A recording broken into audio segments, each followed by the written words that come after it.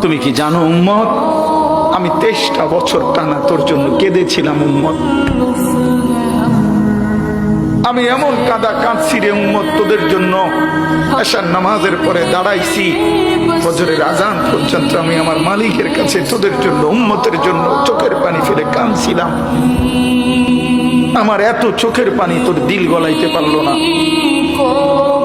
আমি তায়েফের পাথরের আঘাতে আমার পিঠটা চালনির মতো ছিদ্র ছিদ্র হয়ে গেছে রক্তে। আমি বুকে পেটে 2টা পাথর বাঁধছি ক্ষুধার কষ্টে। আমি উহুদের দান শহীদ করা রক্তে উহুদের ময়দানে পড়েছিলাম বেহুশ হয়ে।